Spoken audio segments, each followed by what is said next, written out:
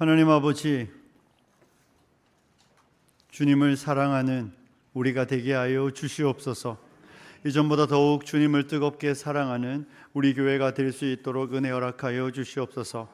아름다운 찬양과 연주로 하나님을 높이는 체르빈과 임마누엘을 기억하여 주시고, 하나님 날마다 뜨겁게 연주하고 뜨겁게 찬양하는 우리 성도들이 되게 하여 주시옵소서. 하나님 앞에 예물을 드렸습니다. 아버지 하나님, 우리가 드리는 예물을 받아주시고 우리의 삶에 하나님께서 열매를 맺게 하신 것들, 우리가 또 주신 것들을 지혜롭게 사용하게 하여 주시고, 또 우리 가운데 어렵고 힘든 이웃들이 있습니까? 형제 자매들이 있습니까? 우리 하나님께서 그 삶을 채우시고 공급하여 주시옵소서. 하나님, 드려진 예물이 하나님 기뻐하는 일, 우리 하나님의 영광을 위하여, 하나님의 복음 사역을 위하여 아름답게 사용되게 하여 주시옵소서. 하나님, 말씀을 들으려고 합니다. 우리에게 듣는 마음과 깨닫는 은혜를 허락하여 주시옵소서. 주님께 감사를 드리며 주의 백성들을 축복하며 예수님과 거룩하신 이름으로 기도드리옵나이다. 아멘. 할렐루야. 하나님의 은혜가 넘치시기를 축복합니다. 여기 하나 올라왔어요. 우리 이선주 집사님 지난주에 인사했는데 정교인 수련회를 하느라고 모르시는 분들이 계신 것 같은데 홍콩에서 잠시 방문하셨습니다. 우리 잠깐 일어나시면 박수로 환영하겠습니다.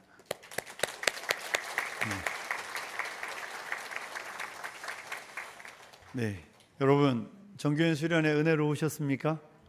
예, 다음에 또 꼭 하도록 하겠습니다. 장소는 좀 더 나은 곳으로 제가 고르도록 하겠습니다. 그런데 회비는 받지 않을 겁니다. 회비를 받지 않는 이유는 금요일에 말씀드렸으니까 물어보시면 될 것 같고 말씀을 듣도록 하겠습니다. 사랑하는 성도 여러분, 오늘 우리가 읽은 말씀은 바울이 이렇게 말하고 있습니다. 찬송하리로다 하나님 곧 우리 주 예수 그리스도의 아버지께서 그리스도 안에서 하늘에 속한 모든 신령한 복을 우리에게 주시되라고 말하고 있습니다. 바울은 하나님을 찬송한다고 선언하고 있습니다. 사실 3절부터 14절까지는 한 문장으로 이루어진 글입니다. 바울은 그 한 문장을 시작하며 나는 하나님을 찬송하고 있습니다. 나에게는 하나님을 찬송할 이유가 너무 분명하게 있습니다. 이렇게 말씀 주고 있는 것입니다. 사랑하는 성도 여러분, 이유가 좋은 일입니다.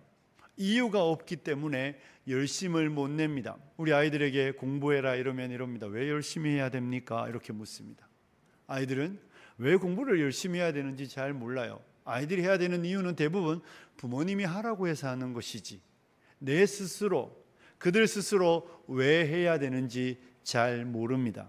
잘 모르기 때문에 열정이 안 생깁니다. 바울은 나는 하나님을 찬양할 이유가 너무 분명하고 나는 너무 선명하게 내 안에 하나님을 찬양해야 될 이유가 있다라고 말하고 있습니다. 사랑하는 성도 여러분, 여러분은 하나님을 찬송할 이유가 있습니까? 여러분 하나님을 찬송할 이유가 있습니까? 옆 사람에게 한번 물어보십시오. 하나님을 찬송할 이유가 있습니까? 네, 아멘이십니까? 하나님을 찬송할 이유가 있어야 합니다. 하나님을 찬송할 이유가 있어야 우리의 찬양의 내용이 있는 것입니다. 하나님을 찬송할 이유가 없는 사람은 입을 열 때 하나님을 향하여 무엇이라고 말해야 할지를 모릅니다. 찬양은 내게 주신 은혜를 우리의 입술로 담아내는 고백입니다. 그러니 내가 하나님을 찬송할 이유가 있지 않으면 찬송이 성립되지 않습니다. 하고 싶어도 할 수 없는 것이죠. 왜냐하면 나는 하나님을 찬송할 이유가 없기 때문입니다.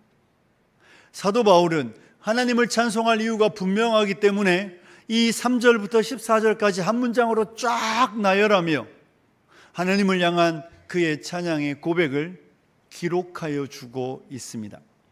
사랑하는 성도 여러분, 이유가 있어야 여기에 올 수 있습니다. 이유가 있어야 여기에서 하나님을 온전히 찬양할 수 있습니다. 내가 좋아하지도 않는 사람을 보러 가자 이러면 엄청 힘든 일 아닙니까? 그죠? 내가 사랑하지 않는 사람을 보러 가자, 내가 좋아하지 않는 공연을 보러 가자, 그거 되게 힘든 일입니다. 봐주러 갈 수는 있지만 그곳에서 즐길 수는 없습니다. 그런데 내가 좋아하고 내가 사랑하는 사람의 것이라면 어떻습니까? 상황이 달라지죠. 예약하고 예약을 못할까 노심초사하고 예약하면 너무 기쁘고 그날이 다가오면 손꼽아 기다립니다. 여름이 되면 우리나라에서 제일 핫한 가수가 누구죠? 싸이드라고요. 흠뻑쇼. 어마어마한 사람들이 모이는데 제가 보니까 그게 교주급이에요. 저도 우리가 그렇게 저에게 호응해 주면 얼마나 좋을까 이런 생각을 해보진 않습니다. 여러분, 우리도 하나님께 그렇게 호응해야 하지 않을까? 궁금하시면 유튜브 한번 찾아보십시오. 종교도 그런 종교가 없습니다. 돈 내고 물 온팡 맞고 돈 내고 거기 가서 얼마나 즐거워하는지 모릅니다. 그들에게는 거기에 가고 싶어 할 이유가 있는 거예요. 그리고 그곳에서 엄청 기뻐하고 즐거워하잖아요. 여러분, 우리의 예배가 그래야 한다는 것입니다. 우리의 예배가 이유가 넘치는 사람들, 우리의 예배가 하나님을 찬송할 이유가 너무 분명하고 선명하기 때문에 잠잠할 수 없는 것이죠. 주날 구원했으니 어찌 잠잠하겠습니까? 그래서 이 예배의 자리에 와서 하나님을 향하여 우리가 기억하는, 내게 베푸신 하나님의 은혜, 내가 하나님께 받은 그 은혜를 온 마음과 몸으로 토하여 내는 것이 예배입니다. 그러니 이유가 있어야 내용이 있는 거예요. 저는 우리 모든 성도님들이 이유를 가진 자들로 내용을 쏟아낼 수 있는 그런 성도님들이 되시길 축복합니다. 여러분, 바울은 왜 하나님을 찬송한다고 말하고 있습니까? 하나님이 바울이 이렇게 가르쳐 주고 있죠. 하나님 우리에게 복 주셨기 때문이라는 것입니다. 하나님은 복 주시는 하나님이십니다. 우리 하나님 우리를 축복하십니다. 하나님 우리를 복 주시는 분이기 때문에 하나님을 찬송하는 것이죠. 하나님이 만약에 우리를 해코지하거나 괴롭히시는 분이라면, 그런데 너무 힘이 있어요. 너무 전능해요. 그런데 그분이 나에게 해코지를 할 수 있고 괴롭힐 수도 있어요. 그럼 우리는 찬송을 하라고 하면 할 수는 있을 겁니다. 그렇죠? 할 수는 있겠죠. 예전에 어릴 때 시골에서 굿하는 걸 봤습니다. 바닷가에서 굿하는 장면을 봤는데, 여러분, 요즘에 한국에는 TV에 엄청 자주 볼 수 있는 것 같아요. 드라마나 이런 거 보면, 영화나 굿하는 장면을 얼마나 많이 봅니까? 그 굿할 때 그 굿하는 무당이 신의 이름을 부르고 사람들이 신 앞에 서 있는데, 여러분, 그들 안에는요 두려움이 있습니다. 공포가 있습니다. 그 신이 자기들을 해코지하고 괴롭힐지도 모른다는 공포와 두려움 안에 굿하고 그들이 신을 섬기는데, 그 상황 가운데 없는 게 있어요. 신을 사랑하지는 않습니다.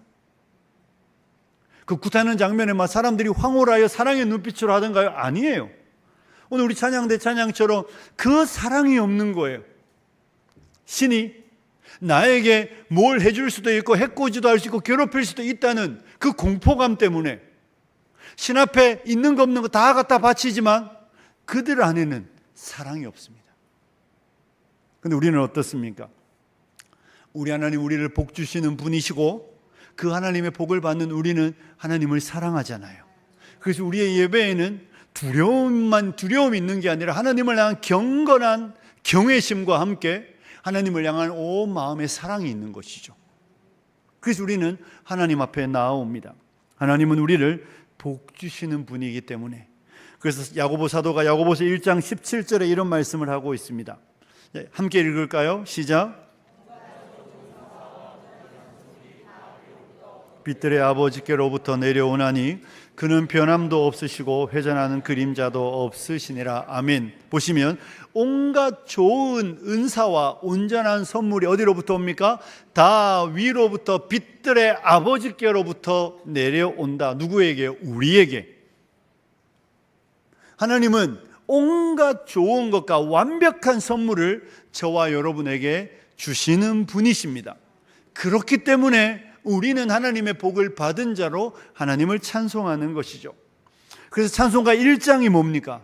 만복의 근원 하나님, 이렇게 가잖아요. 온 백성 찬송 드리고 저 천사도 찬송하세. 찬송 성부 성자 성령입니다. 예배를 열면서 교회가 하나님을 향한 고백은 무엇입니까? 하나님, 당신은 만복을 주시는 분이십니다. 그리고 우리는 하나님께로부터 복을 받은 사람입니다. 복을 받을 사람이 아니라 이미 받은 자로 이 자리에 있다고 고백하는 것이죠. 바울이 1장 우리가 읽은 3절 마지막 단어가 이거였습니다. 복을 주시되 이렇게 말하고 있습니다. 이 표현은 이렇게 해야죠. 주셨다. 여러분, 헬라어에서 부정과거 시제를 쓰고 있습니다. 그런데 이 표현이 무슨 의미가 있냐 하면 이미 완성되었다는 것입니다. 그런데 좀 이상합니다. 왜냐하면 우리가 다음 주부터 살펴보겠지만 여러분, 우리는 이미 은혜를 받았습니다. 그렇습니까? 안 그렇습니까? 근데 은혜를 또 받고 있습니다. 근데 아직까지 우리에게 오지 않은 복이 있습니다. 그래서 과거의 은혜, 현재의 은혜, 미래의 은혜가 있는데 바울은 미래를 미래 시대로 말하지 않아요. 복을 너희가 받을 거야 라고 말하지 않습니다. 바울의 이야기는 너무 분명합니다. 너희가 이미 받았다는 것입니다. 완성되었다는 것입니다. 에베소서 우리가 언젠가 예전에도 한번 말했고 앞으로도 살펴보겠는데 하나님께서 우리를 그리스도 안에서 하늘에 앉히실 것이라고 말하지 않죠. 하늘에 앉히셨다. 믿으십니까? 여기 앉아 있는데 성경은 우리로 하여금 그가 우리를 살리셨고 하늘에 앉히셨다라고 명백하게 가르쳐주고 있는 것이죠. 그러니 하나님은 우리에게 이미 복을 주셨습니다. 미래를 이야기하지 않습니다. 성경은 저와 여러분이 너희가 지금은 가난하지만, 너희가 지금은 궁핍하지만, 너희가 지금은 별 볼 일 없지만 때가 되면 엄청난 사람이 될 거야 라고 말하지 않는 거예요. 하나님은 이미 우리에게, 따라하십시오, 복을 주셨다. 우리는 이미 부유하다. 믿으십니까? 이 주셨다는 의미는 그거예요. 주실 것이라고 말하지 않습니다. 이미 하나님은 우리에게 복을 주셨습니다. 하나님 우리에게 주신 복의 내용을 이렇게 말하고 있죠. 하늘에 속한 모든 신령한 복.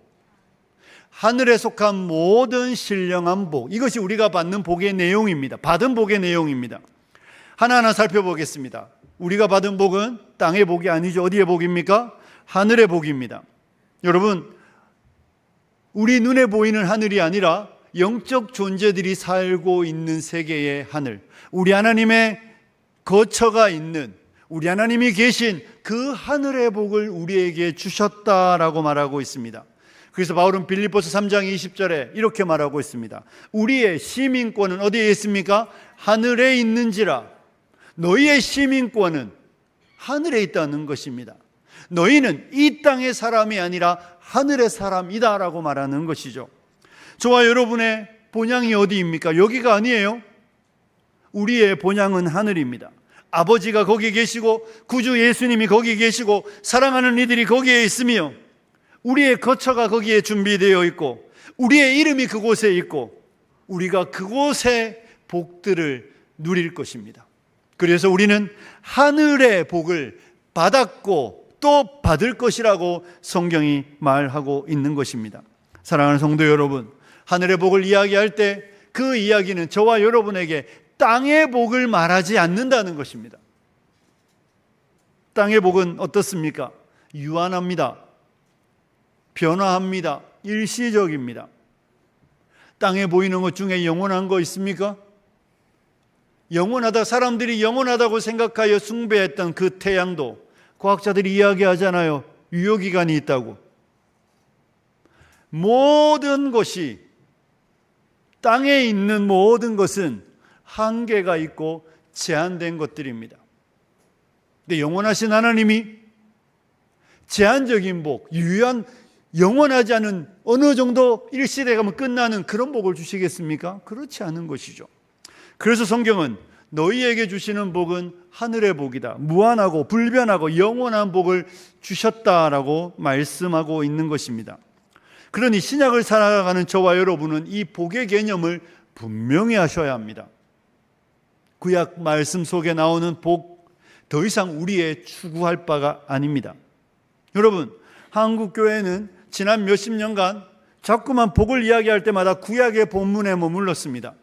한국교회는 지난 몇십 년간 복이라는 단어를 펼쳐낼 때마다 구약 성경 본문을 다 인용하여 구약의 복이 마치 신약의 우리가 누릴 복처럼 이야기했습니다. 어느 정도 맞는데 많이 틀렸습니다. 구약의 복은 왜 물질적인 것으로 이야기했을까요? 아직까지 완전한 것이 오지 않았기 때문입니다. 완전한 것이 오지 않았기 때문에 이 땅의 것들로 하나님이 우리에게 복 주신다, 하나님이 채우신다, 공급하신다는 것을 통하여 하나님을 알지 않는 세대에 하나님이 얼마나 전능하신 여호와, 그분이 진짜 전능한 하나님이라는 것을 가르쳐 주시며 그 하나님으로 이끌어 그 하나님이 주고 싶어하는 진짜 복으로 우리를 인도하기 위하여 예표적인 차원으로 예시하여 나타내는 차원으로 주신 이야기인 것이지, 신약에 살아가는 저와 여러분이 구약으로 가서 구약의 복이 하나님이 우리에게 주시는 복이라고 이야기하면 안 되는 것입니다. 여러분, 이스라엘 백성들이 광야에서 하나님께 불순종하고 원망하고 불평하다 불뱀에 물렸습니다. 그때 하나님이 그들에게 뭘 만들었습니까? 노뱀을 만들어 달았습니다. 그 노뱀을 바라보는 자마다 살았는데 그 노뱀이 정말로 효과가 있는 것입니까? 아니잖아요. 그 노뱀은 무엇을 상징하고 예표합니까? 오실 예수님을 상징하는 거예요. 이것처럼 구약의 이야기는 저와 여러분으로 하여금 구약에 머무르라는 것이 아니라 장차 오셔서 우리에게 진짜를 가르쳐 주실 그분께 우리의 시선을 고정시키기 위한 예표인 것이지, 그것이 오늘을 살아가는, 신약을 살아가는 저와 여러분이 추구할 바라고 말하는 것이 아닌 것입니다. 그러므로 사랑하는 성도 여러분, 신약을 살아가는 저와 여러분은 구약에 말하는 그 복을 추구하는 자로 머물러 있으면 안 됩니다. 구약이 복이 진짜 복이라면 고난은 어떻게 해석하시겠습니까? 여러분에게 일어나는 질병과 우환과 문제와 상실과 사랑하는 이를 잃어버리는 그것은 어떻게 해석하시겠습니까? 그러니 이렇게 해석하는 거 좋아하죠. 네가 무슨 죄를 지어서 너의 삶에 그런 어려움이 있냐고. 그렇게 말하면 여기 있는 분들 대부분 안부자인 것 같아요. 문제가 있는 거예요. 신앙의 심각한 문제가. 이렇게밖에 해석이 안 됩니다. 여러분, 하나님이 우리에게 주시는 그 복은 더 이상 땅의 것으로 이야기하지 않습니다. 하나님 우리에게 하늘의 복을 주시기 때문에, 하늘의 복을 받고 있기 때문에 고난 가운데에서도 그리스도와 연합하여 고난을 넉넉히 이기며 고난 중에도 즐거워하는 것이죠. 절대로 신약을 살아가는 저와 여러분은 복을 세상의 성공과 동일시하는 오류를 범하시면 안 됩니다. 구약의 복을 머물면 절대로 우리는 우리의 삶을 해석해내지 못합니다. 아프지 않으셔야, 자녀가 다 잘 돼야, 사업도 잘 돼야, 잃어버리는 사람이 아무도 없어야, 모두가 100세까지 무병장수해야 복받은 거예요. 그런 사람이 몇이나 되겠습니까? 불완전한 세상을 살아갑니다. 한시적인 세상을 살아갑니다. 죄로 가득하고 죄가 다스리는 세상을 살아갑니다. 이 말이 이미 의미하는 것은 무엇인 줄 아십니까? 수없이 많은 불행이 우리에게 닥쳐도 이상하지 않다는 거예요. 여러분이 죄를 짓고 안 짓고의 문제가 아닙니다. 여러분의 인생에 무엇인가 잘못하고 안 하고의 문제가 아닙니다. 내가 비행기를 탔는데 절반은 예수 믿고 절반은 예수 안 믿는데 비행기가 추락하는데 예수 믿는 사람 살고 안 믿는 사람 죽는, 이런 이야기가 아닌 거예요. 다 죽어요. 죄가 있고 죄가 다스리고 불완전한 세상, 영원하지 않은 세상을 살아가는 날들 동안 우리의 삶에는 수없이 많은 문제가 생겨날 수 있습니다. 믿는 사람이든 믿지 않는 사람이든 누구에게나 일어날 수 있습니다. 믿는 사람도 안 걸리고 믿지 않는 사람도 안 걸리고, 믿는 사람도 자녀를 잃을 수 있고 믿지 않는 사람도 잃을 수 있고, 모두에게 일어날 수 있는 일입니다. 그러니 그건 우리의 복의 기준이 아닌 거예요. 하나님은 신약을 살아가는 저와 여러분에게는 그 땅의 복, 세상의 성공을 우리에게 복이라고 더 이상 신약을 살아가는 저와 여러분에게는 말하지 않습니다. 하나님이 약속하시는 복은 영원하고 썩지 않고 쇠하지 않는 하늘의 복을 약속하셨음을 믿으시기를 축복합니다. 사랑하는 성도 여러분, 예수님의 별명이 뭡니까? 세리와 죄인의 친구입니다. 고아와 과부의 아버지입니다. 예수님께 나와왔던 세리와 죄인들과 고아와 과부들은 예수님 안에 안식을 얻고 예수님 안에서 영원한 나라를 유업으로 받았습니다. 그런데 생각해 보십시오. 그들이 예수를 믿었다고, 그들이 예수님께 나와 예수님을 따르게 되었다고 해서 고아가 부모가 생깁니까? 과부가 남편이 생깁니까? 가난한 사람이 부자가 됩니까? 종이 자유인이 됩니까? 그런 일은 없습니다. 예수를 믿기 전에도 종이고, 예수를 믿은 이후에도 종이고, 예수를 믿기 전에도 고아고, 예수를 믿은 이후에도 고아고, 예수를 믿기 전에도 과부고, 예수를 믿은 후에도 과부입니다. 여전히 가난하고, 여전히 어렵고, 여전히 힘든 사람들입니다. 그럼 그들을 복을 받지 못한 것일까요? 그렇지 않은 것이죠.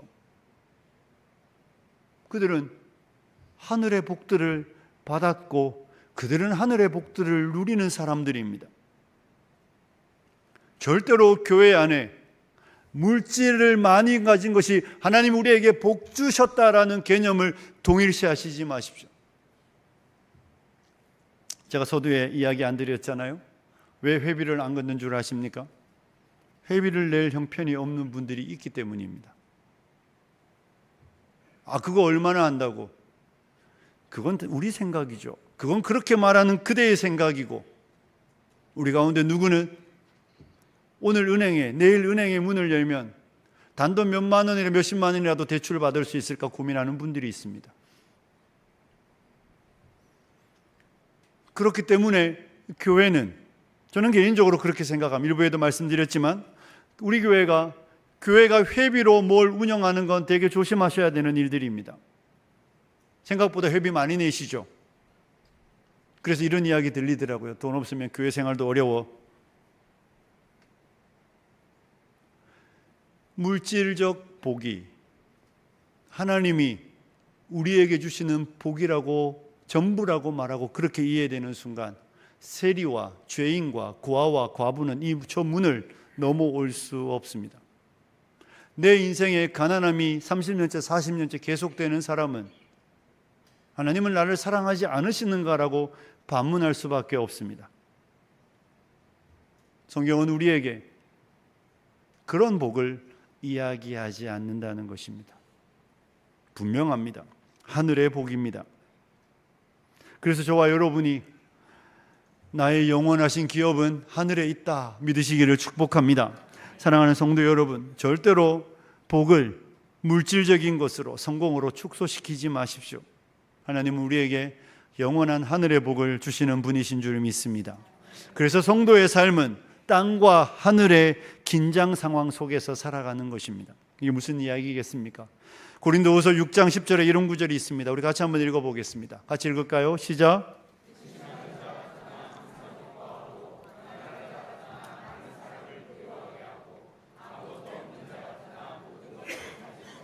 아멘. 보십시오. 근심하는 자, 가난한 자, 아무것도 없는 자, 땅에 속한 성도를 가르치는 이야기예요. 근심하는 자처럼 보이고 가난한 자이고 아무것도 없는 그가, 도리어 성경이 하는 이야기는 기쁨의 사람이 되고 많은 사람을 부유하게 만들고 모든 것을 가진 사람이라고 이야기하는 것입니다. 이것이 땅과 하늘의 긴장 속에 살아가는 저와 여러분의 삶의 자리이며 부르심인 거예요. 만약에 땅에 있는 것을 우리가 구약의 개념을 여전히 사용하여 복으로 이야기하면 가난한 사람은 평생 전도 못합니다. 가난한 사람은 평생 예수 믿으라는 말 입 밖에도 못 냅니다. 어떻게 내시겠습니까? 예수 믿으면 복 받는다는데 네 상황이나 보라고, 네 처지나 보라고, 네 형편이나 보라고. 그럼에도 불구하고 하늘의 복을 받았기 때문에 가난한 그 사람이 부유한 사람에게 참된 부유가 무엇인지 가르쳐 주는 것이 기독교입니다. 아무것도 없는 그가 마음에 넘치는 기쁨으로 모든 것을 가지고 불안해하고 우울해하고 낙심하는 그에게 기쁨과 평안이 무엇인지를 가르쳐 주는 게 기독교입니다. 땅의 것으로 채워지지 않았지만 하늘의 것으로 채워져 있기 때문에 그로 인하여 부요함이 흘러가고, 그로 인하여 넉넉함이 흘러가고, 그로 인하여 세상을 새롭게 하는 것이 기독교인 줄 믿으시기를 축복합니다.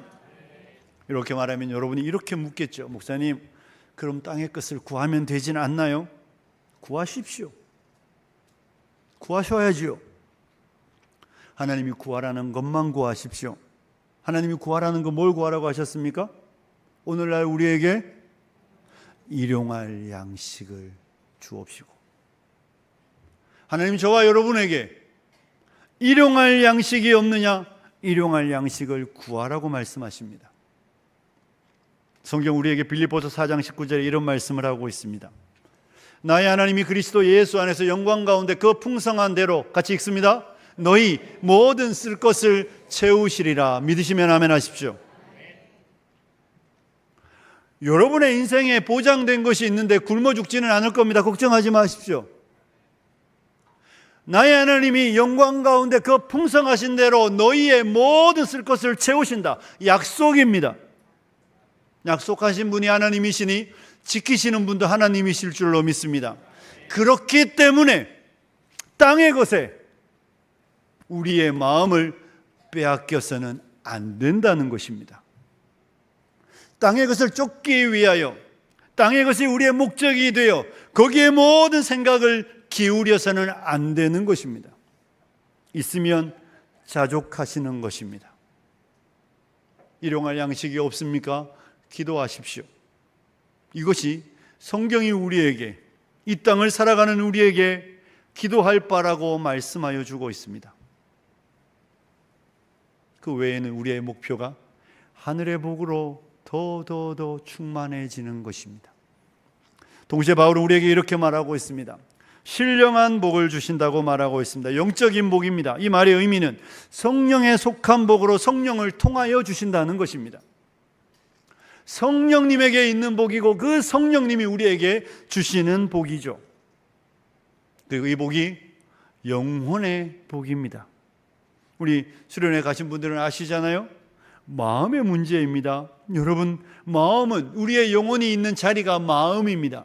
그 마음이 부요하지 않으면 아무것도, 어떤 것도 여러분을 부유한 자로 만들 수 없습니다. 그런데 성령께서 우리의 영혼을 부유하게 하신다. 성령님은 우리의 영혼을 축복하신다. 성령님은 그의 안에 있는 것으로 우리의 영혼을 충만하게 하신다라고 말씀을 주고 있는 것이죠. 저와 여러분이 받은 복은 신령한 복입니다. 보십시오. 여러분이 다음 주부터 쭉 살펴볼 내용들 중에 이런 거 나옵니다. 하나님 우리를 선택하셨다. 하나님 우리를 양자로 삼으셨다. 하나님 우리를 구속하셨다. 우리의 죄를 사하셨다. 하나님 우리를 인치셨다. 보이는 거 있습니까? 여러분의 눈으로 볼 수 있는 거 있습니까? 여러분의 손으로 만질 수 있는 거 있습니까? 아무것도 없습니다. 성령께서 저와 여러분의 영혼에 주시는 하나님의 복입니다. 성령의 열매를 이야기할 때 성령의 열매의 부유함과 건강과 이런 거 없어요. 사랑과 희락과 화평과 자비와 양선과 충성과 오래 참음과 온유와 절제라고 말합니다. 이것이 성령이 우리 안에 주셔서 성령이 우리 안에 주시는 복으로 이루어지는 우리의 삶의 아름다움입니다. 하나님은 이처럼 영적인 복을 저와 여러분에게 주신다는 사실을 믿으셔야 합니다. 저와 여러분이 복받았다는 개념은 우리의 영혼이 하나님으로 인하여 충만하게 되고 우리의 영혼이 성령으로 인하여 풍성함 가운데 있다. 이것이 우리가 받은 신령한 복, 하늘의 복이 갖는 의미입니다. 동시에 여러분 보십시오. 하나님은 우리에게 모든 복을 주신다고 말하고 있습니다. 하나님은 모든 것을 가지셨는데 우리에게 주실 때 조금만 주시고 찔끔 주시는 분이 아니라 우리에게 모든 것, 그렇기 때문에 우리는 더 이상 무엇이 더 필요하지 않은 존재로 우리에게 복 주신다는 의미입니다. 하나님은 후히 주시는 하나님, 인색하지 않은 하나님입니다. 그분은 우리에게 모든 하늘의 복, 신령한 복을 주시는 분이심을 믿으시기를 축복합니다. 하나님의 복을 받은 사람 안에 비로소 생기는 게 무엇인 줄 아십니까? 하나님 우리에게 모든 복을 주시기 때문에 만족이 생기는 거예요. 우리 복음성가 아시죠? 사람을 보고 세상을 볼 때 만족함이 없었네. 나의 하나님 그분을 뵐 때 나는 만족하였네. 하나님 우리에게 주시는 그 모든 복들이 우리에게 주어지기 때문에 비로소 우리는 만족이라는 것을 누립니다. 여러분, 만족해야 가만히 앉아 있지요. 만족해야 사람이 비로소 안식을 얻습니다. 만족하지 못하기 때문에 이쪽 저쪽 이리 방황 저리 방황 동분서주하며 무엇인가 나를 더 채울 것이 없는가 다니는 것이지. 하나님 우리에게 모든 것을 주시고 나면 우리의 영혼은 비로소 만족을 얻는다는 것을 우리는 기억해야 합니다. 사랑하는 성도 여러분, 전부를 주시는 하나님으로부터 모든 것을 받았다면 비로소 우리에게는 열등감이 사라져야 합니다. 혹시 우리 가운데 열등감 있는 분들이 있지 않습니까? 나는 뭐도 없고 뭐도 없고 뭐도 없네. 그 이면 속에 여러분의 생각이 내가 아직도 땅의 것들 소망을 두고 있구나. 하나님이 우리에게 주시는 그 모든 복으로 채워지면 더 이상 열등감이 없습니다. 부끄러움이 없습니다. 물동이 버려두고 마을로 달려가던 사마리아 여인을 생각해 보십시오. 우월감도 있습니까? 모두가 받았는데 뭘 우월합니까? 우월할 게 없는 거예요. 그죠? 내가 받은 것으로 기뻐하고 즐거워하며 내가 받은 것 안에 만족하며 충만함을 누린다는 것을 믿으시기를 축복합니다. 사랑하는 성도 여러분, 모든 복을 받았는데 시기 질투 왜 합니까? 누가 질투가 납니까? 아무도 없는 것이죠. 하나님은 우리에게 이처럼 하늘에 속한 모든 신령한 복을 주시는데 어떻게 주십니까? 누구를 통하여 주시죠? 그리스도 안에서 주신다. 여러분, 예수 그리스도 안에 우리가 이 모든 복들을 받아 누리는 것입니다. 믿으십니까? 우리가 2주 전에 볼 때 그랬죠? 그리스도 안에서, 그리스도 예수 안에서, 바울 신학의 핵심이며 성경의 진리의 핵심입니다. 그리스도 안에 있지 않으면, 그리스도를 통하지 않으면 우리 가운데 누구도 하늘의 복을, 우리 가운데 누구도 신령한 복을, 우리 가운데 누구도 풍성한 은혜를 누릴 수 없습니다.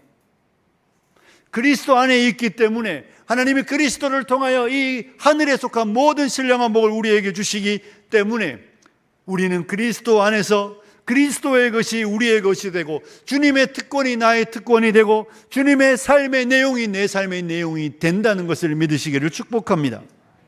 그리스도를 떠나면 구원이 없습니다.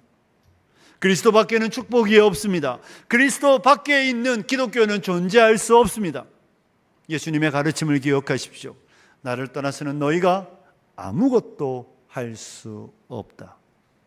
뒤집으면 내 안에서 너희가 모든 것을 할 수 있다는 내용이고 내 안에서 너희가 넘치는 충만을 너희 안에 부어 주셨다라고 말씀 주시는 것입니다. 그러므로 사랑하는 성도 여러분, 말씀을 정리하며 마무리하겠습니다. 여러분은 이유가 있습니까? 여러분은 하나님이 주신 그 복을 받았기 때문에 여러분 안에는 하나님을 향한 찬양의 이유가 있습니까? 이유를 가진 자로 내용을 가지고 고백하는 성도님들이 되시길 축복합니다. 우리 하나님, 우리를 복 주시는 하나님이십니다. 하나님, 우리를 괴롭히는 하나님이 아닙니다. 하나님이 주시는 복은 하늘의 복입니다. 신령한 복이고 모든 복입니다. 구약에 머무르지, 더 이상 구약에 머무르시지 마십시오. 더 이상 구약의 복을 복이라고 하는 교회가 있으면 떠나셔야 합니다. 성경은 더 이상 우리에게 거기에 너희의 마음을 두지 말라고 말합니다. 우리의 시선을 하늘에 고정해 보십시오. 우리의 시선을 그리스도께 고정하고 우리가 받은 그 복으로 하늘에 속한 모든 복으로 인하여 기뻐하고 즐거워하며 평안을 누리며 안식을 누리시는 우리 모든 성도님들이 되시길 주님의 이름으로 축복합니다. 우리 같이 기도하겠습니다. 들은 말씀 생각하며 복 주신 하나님께 감사하시고, 하나님, 내 시선이 잘못되어 있다면 수정하여 주시고 나로 하늘의 복으로 충만하게 채워달라고 같이 기도하겠습니다. 살아계신 하나님 아버지, 우리에게 복 주신 하나님을 찬송합니다.